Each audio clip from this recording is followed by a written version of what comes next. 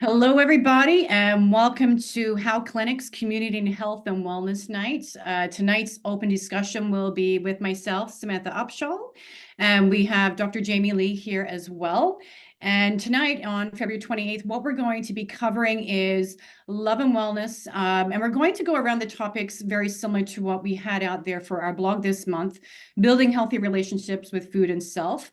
But what we're going to be focusing on a little bit today is a little bit of heart health, as Valentine's Day was this February, along with Family Day. And I thought it was a nice little twist in there, as there's quite a lot of high correlation when it comes to individuals that we're dealing with around obesity, and also seeing some other cardiac valued health issues in there as well. So I'm just going to give you guys all a second to actually onboard here and get into our live stream as we continue on. And I'm just going to stop sharing our screen here. Wonderful.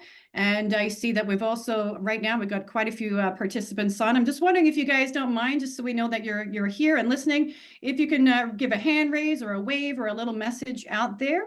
I do not have any questions or prompting that I'm actually going to do live in question format, but we will ask you some queuing questions as we get going. So I'm just waiting for a few waves in here.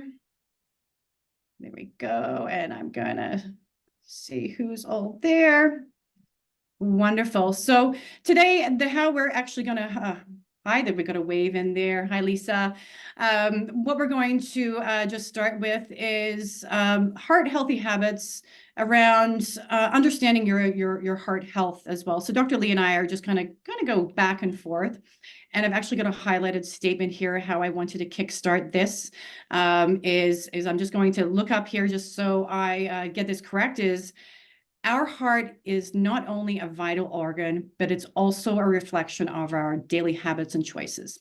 And that, I think, is what our webinar will be, a little bit of education, but how can we actually curve this element of our heart health as it gets going? So I'm wondering, Dr. Lee, do you have anything to kind of kickstart us off, maybe around what does a healthy heart look like, and what are our expectations to be as we are in our clinic for our obesity management and overweight individuals or excessive tissue that we have?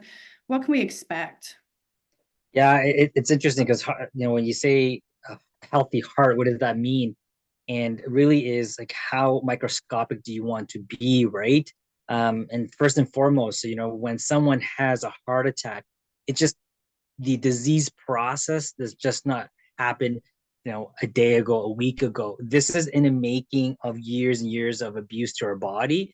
And when we're younger, we have a lot of resilience, and when we're older, things tend to break down, right?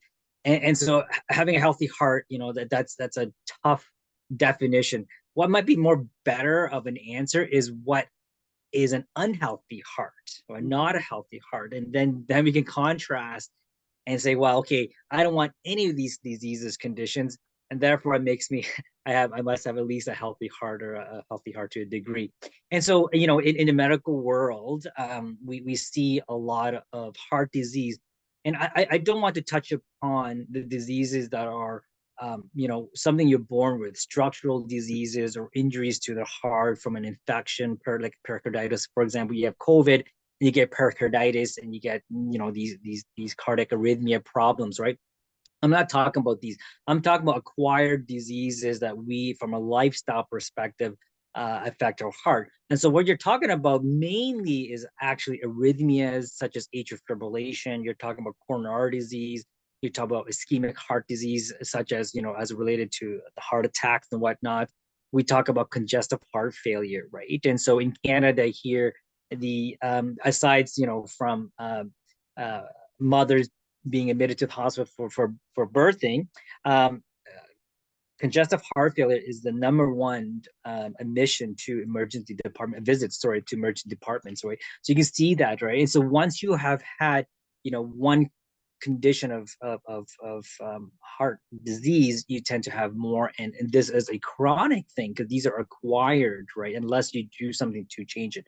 And so, one way to think of it, so one is that, you want to, what is not a healthy heart. So hearts with coronary disease, to a there would become a critical point where the blood flow, and coronary disease basically is plaques that build up into our blood vessels that supply blood to the heart, right? And this starts with inflammation typically, and as our lifestyle starts to um, change in terms of the way we're eating and whatnot, the triglycerides, we build a kind of plaques around our walls of coronary arteries, and that narrows and that limits the blood supply to the heart. So the heart basically is like a muscle, like any other muscle, right? Has a what we call autonomic muscle that has its own rhythm in terms of its contraction and beats and whatnot. And then sometimes these plaques kind of rupture and they travel down the stream. And basically, as they travel down the stream, the coronary artery narrows and it blocks it, right? So you're preventing blood flow down the stream. And so whatever that little sliver of like blood vessel that the coronary artery is supplying basically dies. And that's why we have a heart attack. And so you can have a full-on heart attack from a thick wall, full thickness heart attack. We call it an ST elevation MI, or you have a mini heart attack, or we call it non-ST elevation MI. So part of the wall is damaged. And so that's what we do. So that often leads to dead tissue. The tissue basically doesn't contract well. And so then as a result, with every beat of your heart for the rest of your life, it's not the same anymore. And so part of the wherever it was damaged, we get what we call a motion wall abnormality. Now your heart function might be very close to what it used to be, but if you stress the body and take it to extreme, that's how we determine cracks in our health system, right? You know, so someone in my field, I'm a respirologist, people like, oh, I'm not short of breath, but I tell them to walk up a hill, that you know, and it's just your lifestyle, right? If you're not a person that is active, and when I stress you in terms of increasing your physical activity, you're going to notice it more. So very similar. So if the heart rate goes up, and our heart rate goes up with a lot of even just thinking about stress or thinking of emotional stress can increase the heart rate, anxiety increases the heart rate. So imagine that's why we have this like broken heart syndromes and stuff like that too as well, right? It affects the heart. But as the heart starts to beat, you know, at heart rates, you start to see the cracks in the heart. It fails a little bit, right? It doesn't work properly because it's not synchronized in terms of its contraction like this. And so one may contract and the other may do like this. And so you get these things.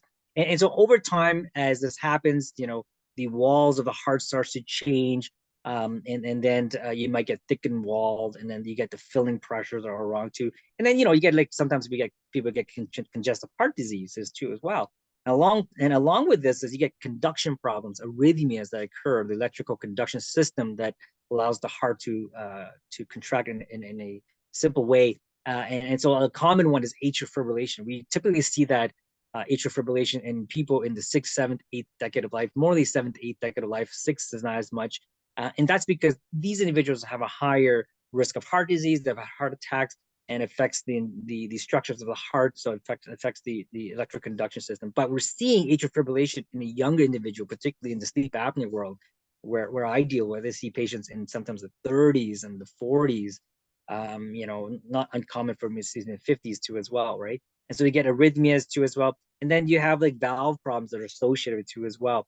And then you get pressures problems in the heart. So those are the things that, you know, you don't want from a heart perspective, from a lifestyle that contributes to a heart perspective. And so to me, you know, that's a long-winded question answer to your question, but you know, that's probably better way to think about it, because really, even for myself, I don't think I have heart disease, but I probably may have a little bit coronary disease. I'm like, you know, in the mid 40s and stuff like that too as well. You know, I eat pretty clean, but you know, even though people say I eat clean, doesn't mean you eat clean all the time and stuff like that, right? So I just want to actually put out to the group here, as we're, you know, we may talk a little bit about statistics very shortly, but I'm wondering if those who have been affected by heart disease themselves or family members or know somebody, if you're able to put a hand up for us. I just want to see, for, you know, have those factors out for you, just to kind of see how high that correlation is in our community though itself. So if you guys, great, we've got one up already. Let's keep on raising those hands. I just want to, it's very unlikely that we don't know somebody that has suffered from heart disease at some point. So yeah, we're going up. These numbers are like flying. So we've got at least 6 or 7 hands up raises here. So it is a very very big concern here. And about 1 in 12 Canadian and adults itself at the age of 20 and plus are diagnosed with heart disease. So 1 in 12. We've already had like multiple hand raises in here itself. And it's quite scary. But does that mean that, it's something that we accept?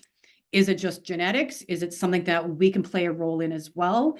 And it's a bit of both, right, Dr. Lee? But we do have a genetic disposition to actually have heart disease, family relations, things like that. But it doesn't mean that, if my mother has heart disease, that I'm going to end up exactly the same, correct? Yeah, absolutely, Like exactly, it's not 100%. going to be the exact same pathway. I have ability to make Yeah. I some mean, there adjustments. are as if let's say you're one of the risk factors when we look for in the emergency department, we always ask them, anybody in your family history in your family has had heart disease in the 50s and 60s and stuff like that, and they invariably say yes, right? And then we flag it as a risk factor for the individual. And there are genetic conditions like ApoB, lipoprotein, all these things that might get it. You might have it more, some connective tissue diseases like Marfan syndromes, Ehlers-Danlos syndromes. They have, a collagen problem. So the collagen is some of the structures in the coronary disease and stuff like that. You might have higher triglycerides, all these. So there is definitely a genetic component to it. There's no doubt Yeah. about it, right? But having said that, though, there is also a large environmental component. So whatever genetic component you have, it does not mean it's doom and gloom for you. So that means is that you can actually delay or minimize the time of onset and the severity as well, right? You think about not just the time of onset, but also the severity. So if you had a heart attack, it may not be as bad if you're a healthier individual. You might survive it better. You might recover better too as well. So all these things. So there's a lot of things that we have in our power that we can modify whatever genetics we have to as well. So that's very important. Yeah, so we talked about 1 in 12, but I am glad that I'm not in emerge. I'm not checking in through, as you said, there's, it's one of the higher risk pregnancy or birth, and then the Mhm. cardiovascular Yeah, element. I But just want to point one thing. In our clinic we have an app, and I put the question to our app, and then the question was that how much do you think environmental plays a role in type 2 diabetes versus genetics, right? And so we had lots of variations, 35, 45, 55, 75. It's actually 95%. If you think about it, you think about the reason why. One of the obvious reasons, and this is the same thing for a lot of chronic diseases or lifestyle diseases, right? Is that you live in a household with your parents and siblings as well. And so you tend to eat the same types of foods. You go out to eat together. If mom makes the food or dad makes the food, it's what you eat. And so you develop kind of your behavior as a child and your emotions that related to the food and how you your relationship with other individuals as well, and how you cope. Some people, obviously emotion is a big component of what we see as well, and so we try to overcome that. That's very important. And so that's why, to a good degree, I think that it seems to run in families quite a lot, aside from the genetic stuff like that, right? Because we learn our behaviors very young, and our conditioning, environmental conditioning, very young. nurture and And so nature all yeah, together. and nature versus nurture, and so you can learn to condition new behaviors and uncondition as well, right? Yeah, the unconditioning is the journey, right? That's what we're facing a lot of with our patients in with our weight management itself is retraining those elements, and it's not something that's just done overnight there. Um, I'm going to continue on some of these wonderful facts that I have here, and this is actually according to Stats Canada that I'm pulling some of these factors. And right now, actually, I'm going to be having a cheeky moment. I'm so proud to be a woman right now, or happy and excited to be a woman right now, because some of these stats here are showing that men are 2 times likely to suffer a heart attack compared to women. As here's a woman, oh, we've got all these hormones, we've got all these other things that men don't have to worry about. But hey, you know what, that's one thing that maybe I'll have a decreased effect with naturally of, you know, not having to worry about as System much as floating a up there. man. So, And you and I were just kind of discussing some of yeah. the possibilities around that itself. But men are newly diagnosed with heart disease about 10 years younger than women. Yeah, So I think that there's a two. It's a behavioral, and as you can imagine, there's a physiological too, right? Estrogen is protective, and two as well. It's a hormone thing too as well. The other thing is like the men's lifestyle. Men smoke more, men drink more. Men do more physical labor. Men tend to get hurt more. All these things, right? Like that men stupidly do. Sometimes puts them at risk for more heart disease too as well, right? And the risk of heart disease starts to balance out, meaning that it becomes more equal. If you look at beyond a certain age and if they're healthy, as post-menopause, right? So women after menopause, their cardiovascular disease risk starts to rise more, right? And so there is a protective hormone uh, that women yeah, could so benefit. ladies, the things that we are whining about right now are making us live longer. So a reflective twist right there. You know, the next month was you're going on through it's like, hey, I've got these lovely things that men don't have. So you know, it's a different perspective element that we have to look at sometimes, but it is scary. You know, we do have husbands, we do have brothers, we do have fathers that we need to take care of too, and help as we get going. But there is some good news as time is going on, though. We are seeing um, a better change in some of those numbers compared to these statistics here. It says the number of Canadian adults newly diagnosed with heart disease declined from 217,000 to 162,000 as it goes. So it's a huge decrease there. And then those death rates have decreased for about 21%. So you know, things are starting to change in management as well. And I'm going to kind of go back to what we do here in the clinic. And I think it's got a lot as now as we're going on through, obesity is finally being diagnosed as a chronic health disease. We are approaching different structures in a whole other format, not just throwing out drugs, but we are looking at lifelong management as these things go. And I think the more we approach the obesity field and looking at these things, we can starting to decrease that. But you know, we're all here to try and promote for our insurances, our government, all this to actually own this management as we go. So I thought that was interesting that we're starting to decrease there as that time goes on. Yeah, and the Now, reason for that is that the therapeutics are better. We yeah. have a lot of good medication out there. We're recognizing the risk factors of cardiovascular disease, and we're tackling, for example, like treating insulin resistance before you get full-blown diabetes, treating pre-hypertension, treating your weight earlier. People think yo-yo dieting is a bad thing. It's just not. It's not a bad thing. It's just something that happens in the sense that there's a physiological response to the body when you lose weight, right? The body wants to go back to its highest weight. So if you're let's say 350 pounds and you want to lose 100 pounds and you're successful, so the body's going to bring you back up. It's called weight memory, right? And it's a physiological response, and as you lose more and more weight, there's an adaptation process that goes on.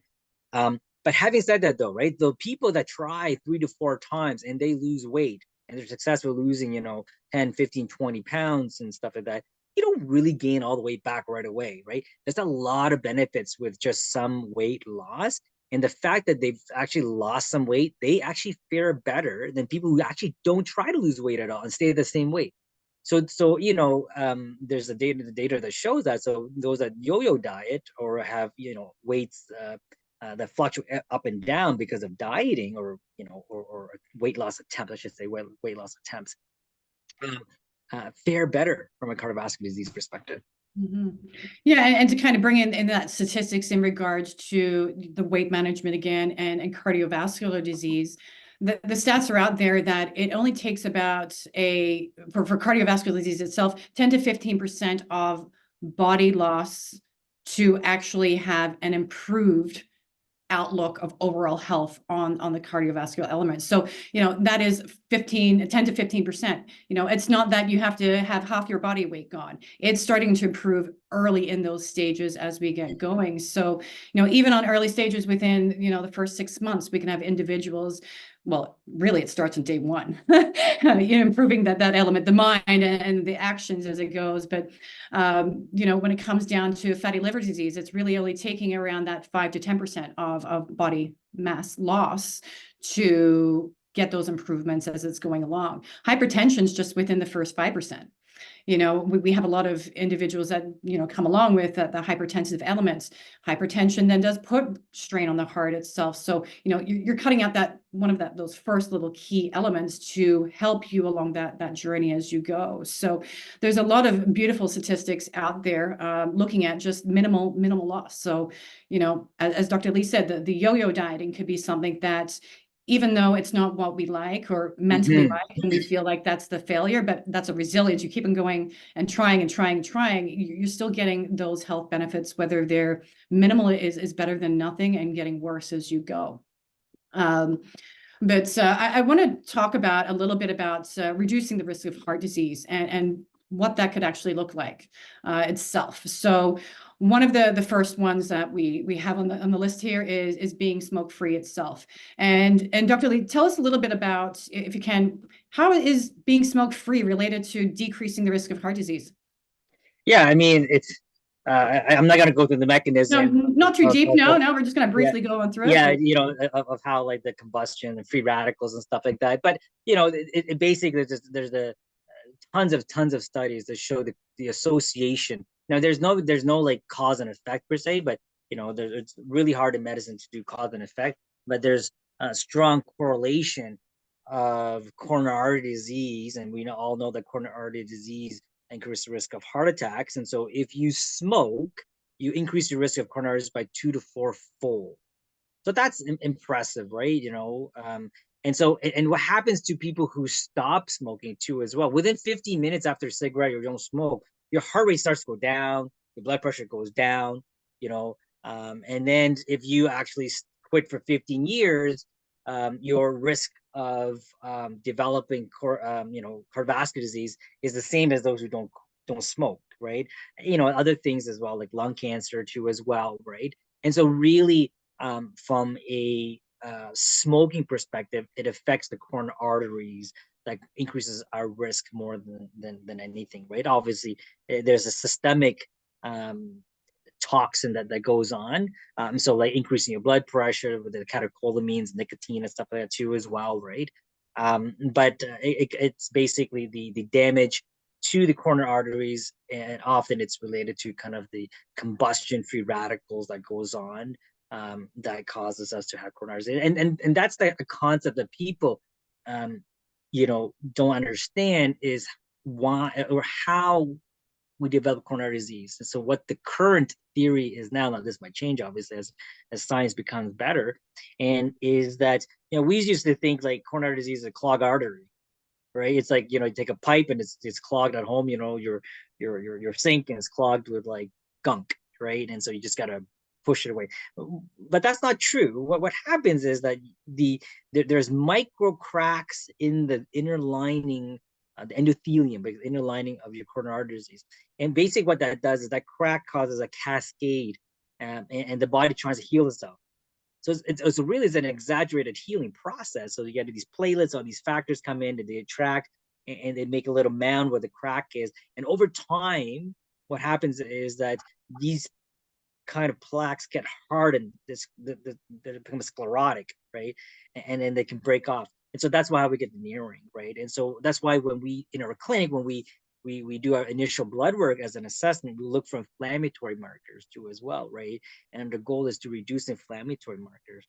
So where do these inflammatory markers come from? Lifestyle, meaning like stress and stuff like that. That's why we say stress, is one of the things you have to do to reduce in order to reduce your risk of cardiovascular disease. But also the food we eat, the processed food, the non-refined, so the super refined food increases risk of inflammation too, as well.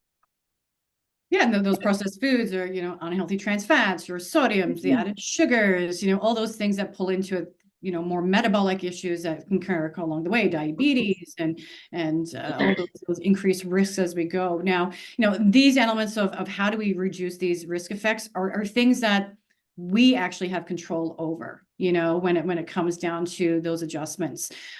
So, that one was being smoking free, but the regular exercise is very important. When we think about our heart, it is a muscle. It does need to be trained and practiced and worked with as well, to keep healthy as it goes. So aiming for at least 150 minutes of moderate and intensified exercise, or the 75 minutes of vigorous intensive exercise per week. So I'm just wondering out there, I am pushing for those 150. I love when my little watch says, hey, you did it. And it was intentional. It doesn't happen naturally. That motion I had to plan, I had to action, I had to get in there. Just wanting to put if anyone could put a little raise of hand out there that's getting anywhere close to that 150 or beyond of minutes of moderacy throughout the week. So I'm just waiting to see a few of those, but some of these activities it can include some walking as an initiation there, as long as we work on getting the heart rate. Excellent. We're getting some raised hands and hands up. Good to see that you guys are pushing hard, just like I am, and organizing and planning it.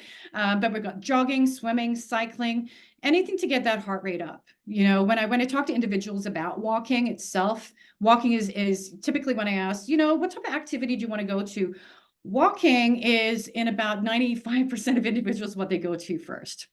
And walking is lovely. But we also want to see, I try and talk to individuals about, well, how can we actually work on the heart rate during walking itself? So not just kind of walking through and just letting the heart kind of pace along, but how can we get that vigorous heart rate element? So 10,000 steps are wonderful, but it's what you do with your heart in those 10,000 steps, or what you're doing with your body in those 10,000 steps.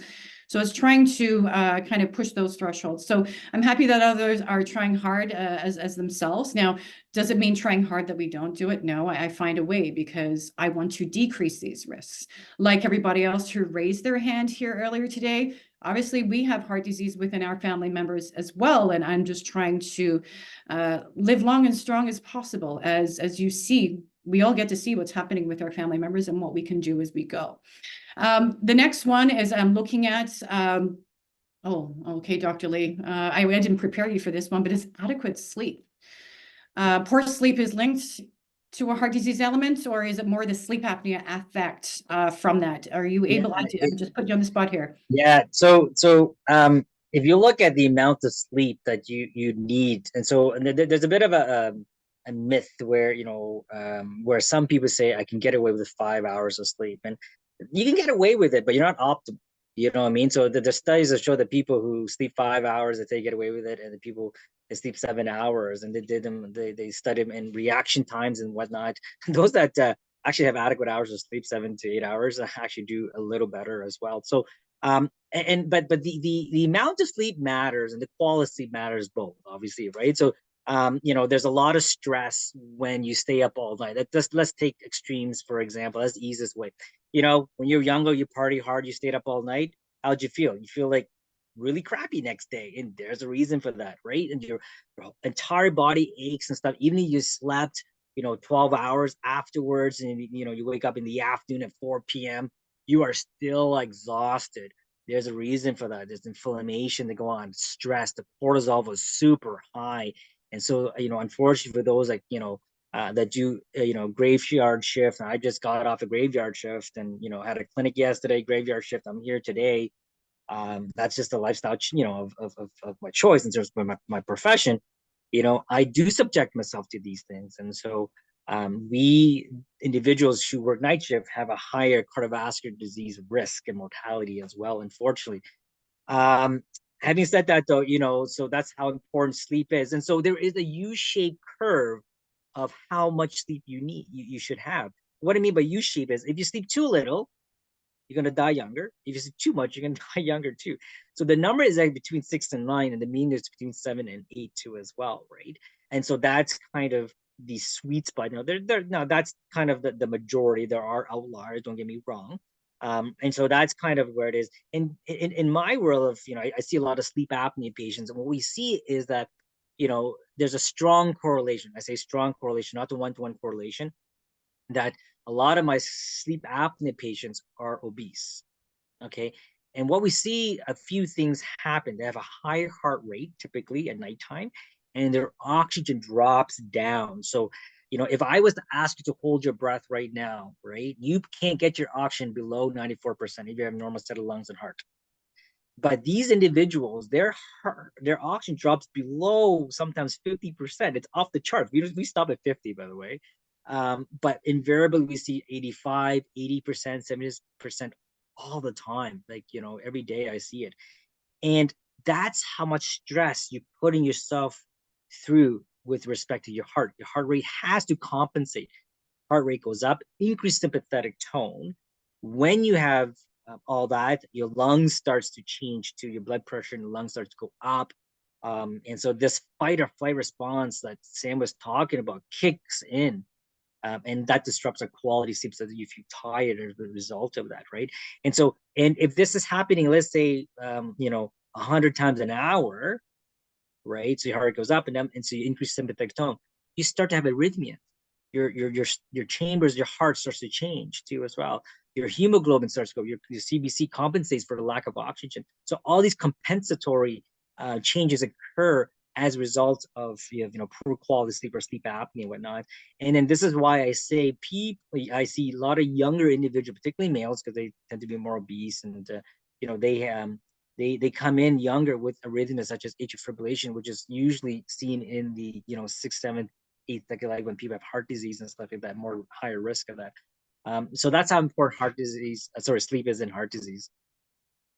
And therefore, that next point that I've got here is maintaining that healthy weight itself to help along that journey of growth of cardiovascular disease or decrease of it as it goes. So a lot of this is coming back, we keep on putting in, this is what we do in our clinic, this is here, and this is why we're having this talk today in regards to heart health, is because that maintaining that healthy weight is very important. It's a lot of strain on the heart, the more weight.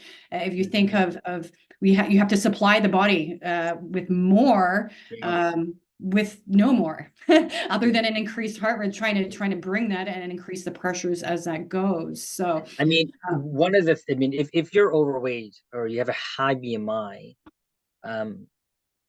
one of the things that you can do better than any medication that we have is weight loss. And of all the medications combined, even so, if your BMI, so your body mass index, and so if your BMI is above 30 to 34, you're gonna shorten your lifespan by 3 to 4 years. If your BMI is between 35 and 40, right, 40, 45, you're gonna shorten your lifespan by 8 years to 10 years. And so if you just shift your weight down, you see how much longevity you improve. If your BMI is 50, that's not uncommon for us to see in my clinic, you have a 75 chance, if you have a 50% chance of reaching the age of 75. And 75 is very young for nowadays in our world, right? And so there's really nothing that can compare to weight reduction in terms of prolonging your life. Not only prolonging your life, but improving the quality of your life. So, creating that healthy span for your entire lifespan. Now, I'm actually going to pull up one of the studies that we had here earlier, and I'm going to continue down that of how do we reduce the risk of heart disease, but I'm just going to see here if I can do this. So we're on, excuse me, you're going to see this for a moment here. Looks like that didn't work for me for 1 second here. That's the way. Okay.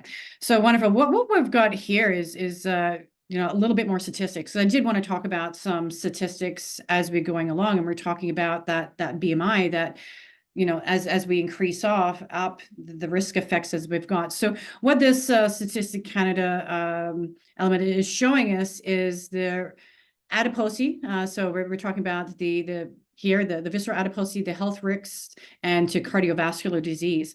And as we slide down here, We can actually see here, this is men that we're actually looking at first. And because we may as well talk about men first because they're 2 times more likely to suffer from heart attack at this moment. We'll move down to the women. But when we have a look at, individuals in class 1, class 2, or class 3 obesity itself, the So fact Tucker, that just for like, elevated blood pressure, they're actually 8.4 times most likely to have elevated blood pressure in in a class 2 or class 3 obesity. and class two is so just to for some Yeah, please. definition, okay? So overweight for men, BMI is 27, okay? And then if you reach 30 to 30 um uh 4.9 is class 1 obesity, class 2 is 35 to uh, um 39.9, and then anything class 3 is 40 and up. Okay, so that just to tell you, and basic BMI is your height in meters squared divided by your so your weight, sorry, divided by your meter square, your height in meter square. So that's how you get that. So, as we look, so, from a normal perspective, these numbers are actually increasing. So a much higher risk for men at this moment in class 2 or class 3, which is a lot of our patient population in our clinic itself. That's why we run this, because of these health effects, but 8.4 times more likely. But as we go in here to elevated triglycerides itself, so we're seeing 5.5, and then we've got the glucose is 5.9 times likely to have those elevated glucose, but at least to have at least 2 cardiovascular risk factors itself, men have got themselves increased up to the value of 17.5. But as I go down to women, and we'll see that reflection there where we talked about 2 times more likely, in this statistic here, it is showing that women itself are 13.3 times more likely itself to, be in the risk for the cardiovascular disease element. So it's quite a lot of interesting statistics here, because, we go down from waist circumference, or hip to waist ratio, is another thing. So we don't just look at the factor in our clinic here. I'm going to stop sharing that for a moment. You all have heard us talk about the BMI. A BMI is a lovely factor that we do use, and it is an important indicator. But the most important factor is that waist circumference. That waist circumference is actually going to tell us, that hip to waist ratio is going to tell us a lot more about your metabolic elements and your cardiovascular risks. So BMI is the same, and it's giving us those numbers, but where you're actually holding your tissue is important to your health as you get going. So I just thought that was an interesting factor to see in there, as I was talking about, 2 times more likely. But as we have a look at those factors as triglycerides, or your decreased, if you have low HDLs, which is your good cholesterol, other known as, I call it here in the clinic, your happy cholesterol, so you're aware of which one it is. So, it's just interesting to see that you can have an option for management. We talked about smoking free, we talked about physical activity, we've talked about nutrition. The healthy weight is kind of what I got into there as well, that will help you maintain, but also limiting alcohol use. There's been a lot of guideline changes over the years when it comes down to alcohol, and a lot of confusion. It's okay to have a glass of red wine every single night, and we take that. And even though we may hear new statistics, that sounds really good. That sounds like, oh, I have got permission to do it, but I'm not really thinking as it goes along. These recommendations that we've got now is really trying to withstand and really limit itself down to maybe 1 or 2. Men and women are different when it comes to the recommendations of alcohol intake itself, but it's really not that different itself. So, 1 drink per day can still put that increase of risk on our bodies itself. The Yeah. liver for our patients is currently under stress in a good population. Not all are suffering from, the visceral adiposity going to the liver and causing, non-alcoholic liver concerns itself. But I know, Dr. Lee, you've if you don't mind, and talking about the alcohol element a little bit. Yeah, I mean, when it comes to alcohol, if you want the best health, just say no to alcohol, right? And even from a weight loss perspective, 1 drink per week can affect your metabolism and affect your weight loss too as well, right? and it's hard, right? It's something that we're accustomed to. We grow up with it, and to change a habit like that, and sometimes we use alcohol in the wrong settings, right? And we use it in celebration, we use it when we are stressed too as well. We use it in anxiety. And so I'm not knocking individuals who do that, but it's just to recognize that, that we are using it as a tool in that perspective, and maybe it's not the most adaptive tool. And if you do plateau, you should look at your alcohol consumption too, as well, in terms of your weight loss journey, too. And as Sam said, when you are overweight, you have a high risk of fatty liver disease, and you on top of that, you have it alcohol. You drink alcohol, if you drink it fairly regularly. That's going to increase your risk of the hepatitis, or the inflammation as a result of that, whether it's from alcohol, whether it's from the fatty liver, what we call steatohepatitis, and going that too as well. And it's remarkable that we are developing drugs to treat lifestyle diseases that doesn't take much. Here we see in our clinic all the times that people are significantly overweight, and they have a slight liver enzyme rise, and within the first month they come back to us to lose 10 to 15 pounds, and boom, that number we check again, it's back to normal. The third month we do a blood work, it's back to normal. And that's how fast your body starts to recover. And trust me, your body wants to keep you alive as much as possible. That's why it hangs on, and you get renal failure, you get heart failure. It just tries to hang on and keep you alive, right? It'll do what it can. But we have to do our part too, as well, to give your body the best chance to heal itself additionally.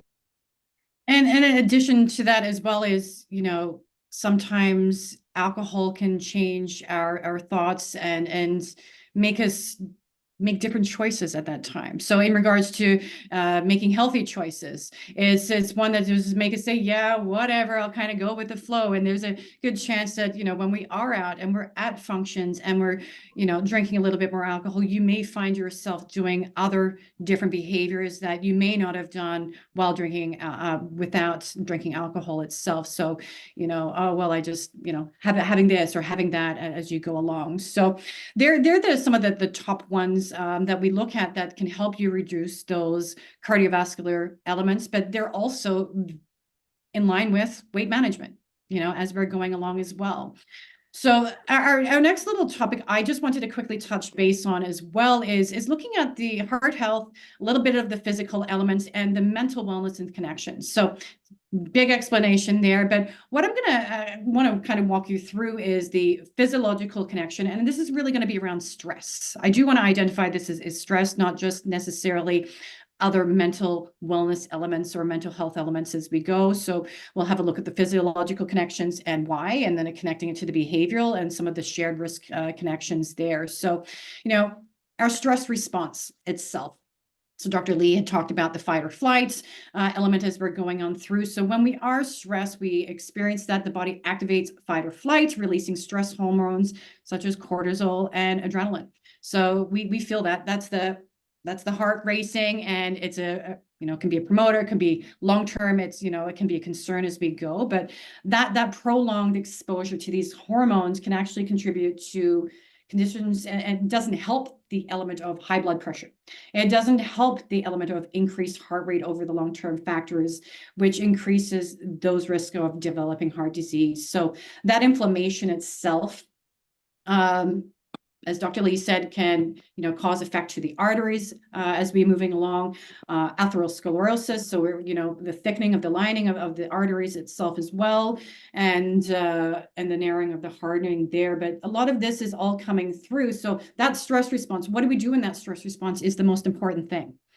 We don't just say I've got a heart racing. We typically go and soothe ourselves because it's not comfortable, and that's the behavioral element. And unhealthy coping mechanisms there are something that we do want to help identify and work through and really pick out. So, my unhealthy coping mechanisms are different than, everybody else, or there is usually a similar feel as it goes, but you want to have a look at them because individuals that have chronic stress resort to these mechanisms. We've got smoking, we've got excessive alcohol consumption to deal with stress, poor dietary choices, just those reduce risk elements that we're looking at. But they don't help decrease those effects of heart disease. So what we want to do is have a look at those elements and how can we start looking at the coping mechanisms. What is it that I do? What are some of my alternates? I had somebody today kind of write out their top 5 unhealthy coping mechanisms itself. And we had to embrace them today. And what could be some of my other alternative options and how would I apply them and when could I? Because you may come up with 5 others, but we have to talk about the scenarios of how we would go through it. I do have my, individuals and myself practice these healthy practices outside of the stress zone first. Because when we're in stress, we just want to grab and go and fix and soothe and grab those quick elements. So the practice is something that is very important to put into place and start thinking about. And internal dialogue and internal communication, the same way you would ask and investigate, a child if they're in doing something, or a parent or a client, you need to kind of bring those questions in for yourself. But those shared risk factors, the mental health element of stress itself does raise the concern no differently. And we want to protect those as they go for both heart health and well-being. So I'm only really spending a quick time within there. There is, lots of studies out there between the interplay of stress, inflammation, and emotional attention. And I think it's really got to do with, once again, yes, it's a physiological connection, but a lot of it falls back down to those behavioral factors, the unhealthy coping mechanisms, whether they are learned or there's something, along that journey that we've just picked up.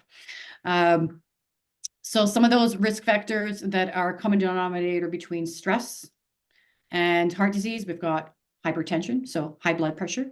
And when you are stressed, that pressure goes right up.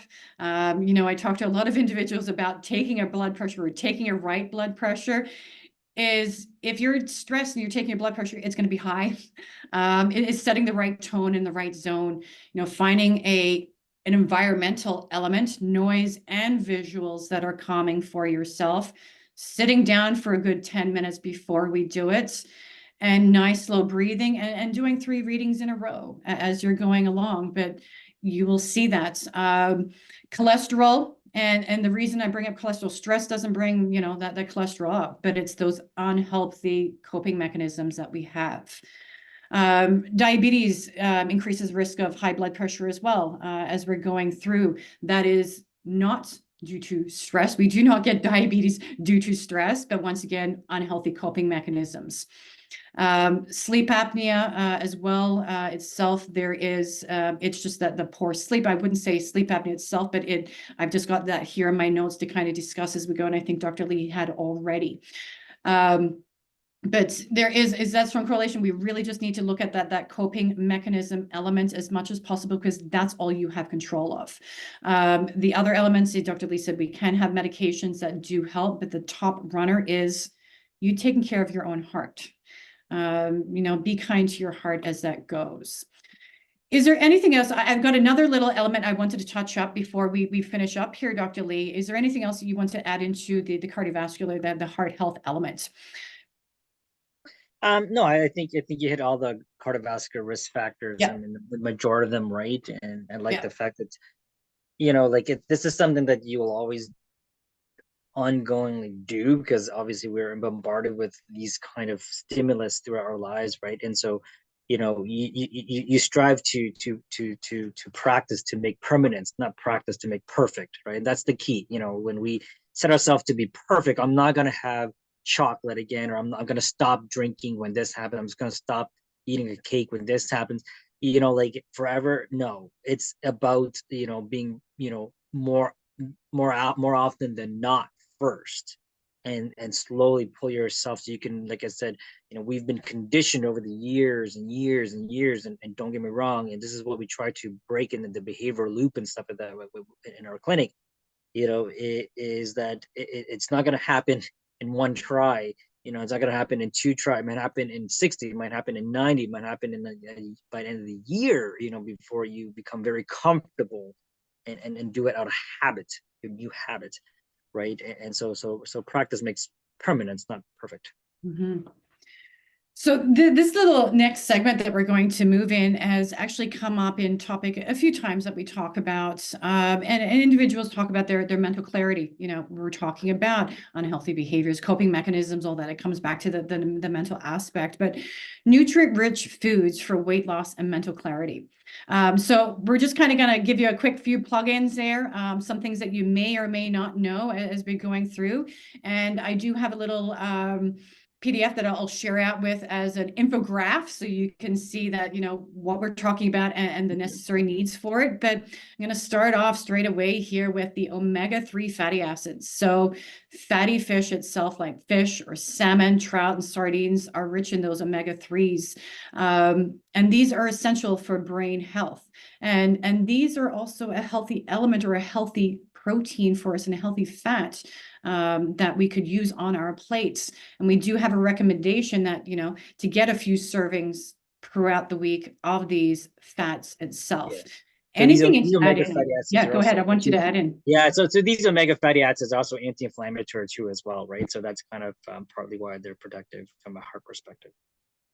Yes, so anti-inflammatory properties there. We've got the protein, which can promote the fullness as we go. So that's the weight loss side of it. Element there is protein promotes the fullness and satiety better than, say, a carbohydrate, depending on the carbohydrate. Because it's never that easy.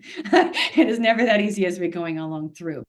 Next on the list is some of the things you may have seen once again is berries. So berries such as your blueberries, strawberries, raspberries, because they're packed with the antioxidant elements as well, the flavonoids. There's lots of elements in there for the cognitive function, and they're help reduce the risk here in the neuro elements of the brain as well, and those neuro diseases as we get going. But also berries are high in calories, the water soluble fibers as you get going. And some of these berry groups are lower in sugars compared to our bananas and grapes and things like that when it comes down to glycemic control over time, you know, more for our diabetic population. Do these fruits affect, you know, all our individuals itself? No, but they've got some good properties on both ends. Leafy greens. Hands up if you like leafy greens out there. I actually want to see itself, leafy greens like spinach, kale, Swiss chard itself. Because when we are looking at our food should be our medicine itself. And here we've got things like folate, we've got vitamin K, we've got antioxidants, we've got lots of beneficial elements within there that can help us with our better cognitive function and lower the cognitive decline, lower the risk of that cognitive decline, like the leafy greens that go on half our plate. Did you know that if you were to take a calcium supplement, only 5% or so is bioavailable? But when you eat calcium, you eat like calcium from the food, it's all bioavailable. And that calcium, you know what, you know, over time when it comes to the Canadian Food Guide, it's changed recently in this past few years. They've kind of shifted off. Dairy doesn't have its own area, but we always kind of assume that vitamin that calcium D is coming right from dairy. Guess what? Your leafy greens That's more calcium. Yeah. And a clean, nice, wonderful resource. It's actually just come from the earth, and Mother Nature gives us what our bodies actually need. You know, there's different vegetables or fruits that actually, you know, celery is known with one of the higher, I think it's the higher sodium content for all vegetables itself. Yeah, we have a question here, Samantha. So are leafy greens better raw or cooked? Good question. And so anything that is denaturing the protein and the structure of the food will not be as healthy as it is in its natural form. Okay, so for example, if you steam it, it's better than frying it, right? If you eat it raw, so certain things we can't eat raw because of digestion, we have to cook it. So for example, like meat, right, you have to cook it. But the answer to the question, leafy greens itself, yes, absolutely. It's a little better because you don't denature, and it just depends on how much you cook it too. If you just blanch it, it's kind of okay. You know, you keep most of the nutrients intact, and that's the key, right? And so, you know, that's I hope that answers your question. Yeah, it changes the molecule structure as it goes. It breaks fibers down. You know, you're not getting the full resource that's available as you go. Thank you for that question. I'm so happy that you found it in there. That's what we're here for. Please, if you've got more questions, pop in there while we're still on board here. The next on my list, I've got actually nuts and seeds. So nuts and seeds there, such as your almonds, your walnuts, the chia seeds. I love talking about chia seeds in moderation as we get going, but they're healthy fats, the proteins, the fibers that they're releasing, but vitamins and minerals that support the brain health. Vitamin E's in there, magnesium's in there, zinc is in there, and a lot of these are supplementation that we are taking. Nuts and seeds, when it comes down to weight management, we want to have them in moderation still, as we're going on the weight loss elements. And nuts says that they can be higher in certain components, and they sneak up on you. A little handful, that's all it was, and it's not very filling. So we keep on dipping back in as we get going. But despite being calorie dense, nuts and seeds still support that weight loss when consumed in moderation, as I mentioned. Avocados, people either like them or don't. They're a bland element. I enjoy them immensely, and I make all sorts of different things with. I see Dr. Lee, when he's eating just eating a plain. Every so often I will do making dressings from them, having fun with it. Guacamole, we all know a guac as we go. Now, actually, I've got another question here. Oh, are almonds better than cashews? So it depends on what we were thinking about. Better at what itself, right?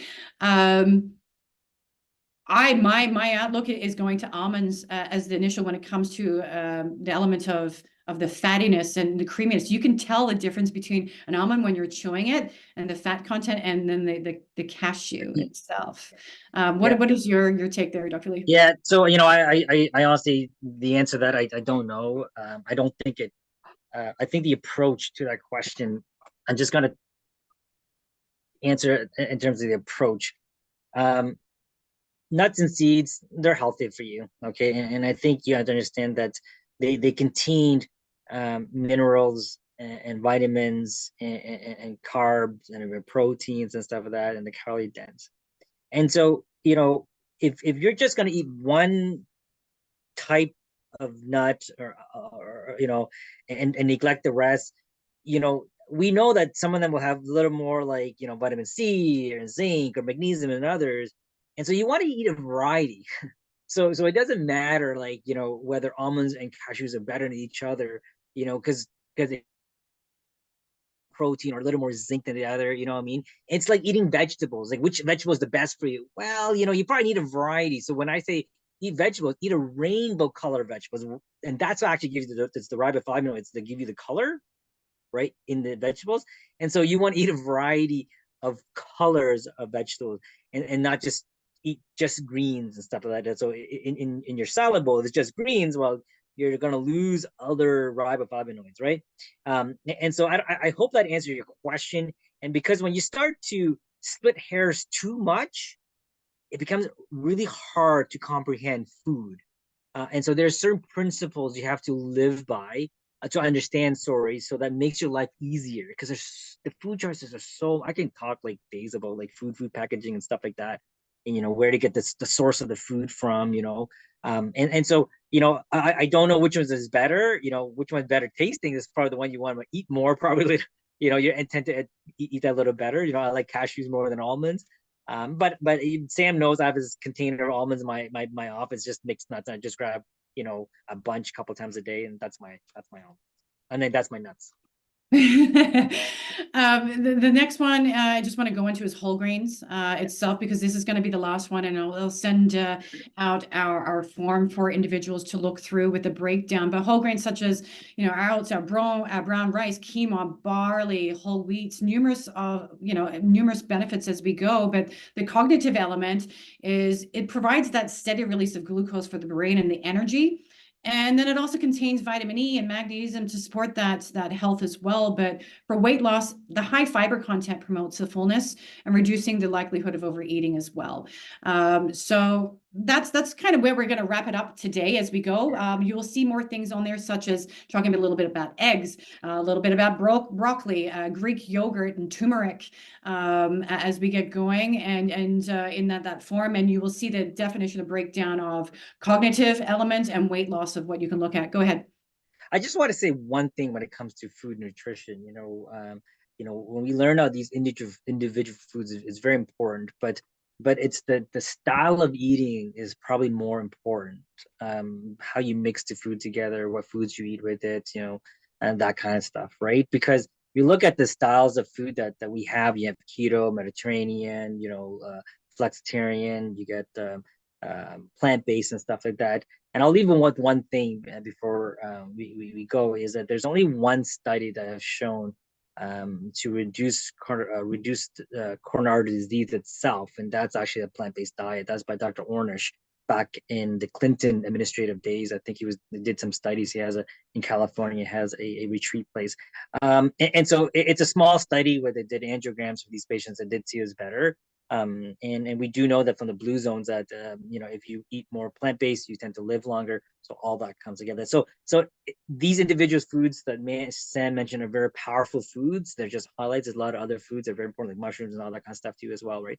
Having said that, though, you're knowing your style of eating, the food, that is actually more important than individual food itself. Beautiful. Exactly. So, it's never ending, those elements as we go. And there's actually a lot of great resources out now. And even on Netflix, there's a really great show out there that does talk about the plant-based element. And that's what we talk about within here as well. So keep on educating, keep on working on your health itself. And we will see you next month for next webinar as we go on. I can't wait to see you all there, and I'll see the rest of you in our clinic as we go along. So keep on taking care of your heart in a cognitive manner and also in a physical manner. And hopefully we can reduce those risks, and we don't have to be in that complete mixture of 1 or 12 individuals that are going to, we'll find our way there, but maybe it'll be later on in life. I won't have heart disease in my 40s. Maybe I can kind of extend it till later on in life as we get going, as I keep on taking care of myself. So it's lovely having you here. Thank you all for asking those questions and your hand raises. We'll all see you very soon. So take care from Hal Clinics. Good night.